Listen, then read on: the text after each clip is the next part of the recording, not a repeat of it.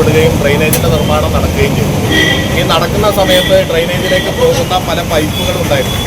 ആ പൈപ്പുകൾ വേസ്റ്റ് വാട്ടറാണ്. ഒരു കാരണവശാലും ആ പൈപ്പുകൾ ഇടാനുള്ള അനുമതി കൊടുക്കരുത് എന്ന് നഗരസഭയുടെ ഹെൽത്ത് ഡിപ്പാർട്ട്മെൻറ്റ് ആവശ്യപ്പെടുകയും ആ പൈപ്പുകൾ അനുമതി കൊടുക്കാതെയാണ് വർക്ക് ചെയ്തത്.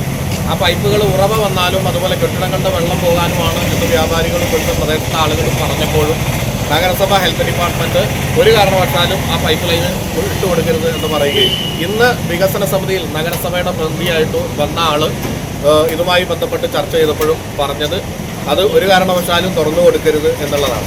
അപ്പോൾ ഡ്രെയിനേജ് ഏതാണ്ട് പൂർത്തീകരിക്കുമ്പോൾ തന്നെ ഇത് ചെയ്യാതിരുന്നു കഴിഞ്ഞാൽ ഈ ഉറവയുടെ വെള്ളം പ്രശ്നമാകുമെന്ന് തന്നെയാണ് പൊതുവായിട്ട് ഇവിടുത്തെ ആളുകൾ പറയുന്നത്. അതിൻ്റെ ഒരു കാരണമാണ് ഉറവയാണെന്ന് ഇപ്പോൾ തെളിയുകയും ചെയ്തിട്ടുണ്ട്. പക്ഷേ കടകളിലെ വേസ്റ്റ് വാട്ടറാണ് എന്നാണ് നേരത്തെ മുനിസിപ്പാലിറ്റി പറഞ്ഞിരുന്നത്. ഇന്ന് വികസന സമിതിയിലും അത് തന്നെയാണ് പറഞ്ഞത്. എന്നാൽ മുനിസിപ്പാലിറ്റിയുടെ മറ്റു പ്രതിനിധികൾ ഇവിടെ വന്നിട്ട് മറ്റൊരു തരത്തിലുമാണ് പറഞ്ഞത്. അപ്പോൾ അടിയന്തരമായിട്ട് ഈ രണ്ടഭിപ്രായം പറയാൻ കഴിയില്ല എന്നുള്ളത് കൊണ്ട് മുനിസിപ്പാലിറ്റി ഹെൽത്ത് ഡിപ്പാർട്ട്മെൻറ്റ് ഒരു തീരുമാനമെടുത്ത് പൈപ്പ് ലൈൻ ഇടുന്നുണ്ടെങ്കിൽ പൈപ്പ് ലൈൻ ഇടണ്ട എന്നുള്ള തീരുമാനം മാറ്റണം. അപ്പോൾ അതുകൊണ്ട് ഇന്ന് അടിയന്തരമായിട്ടൊരു യോഗം വിളിച്ച് ഈ മുനിസിപ്പാലിറ്റിയും അതുപോലെ തന്നെ KRFB ഉദ്യോഗസ്ഥരും മറ്റെല്ലാവരെയും കൂടി ചേർത്തുകൊണ്ടുള്ള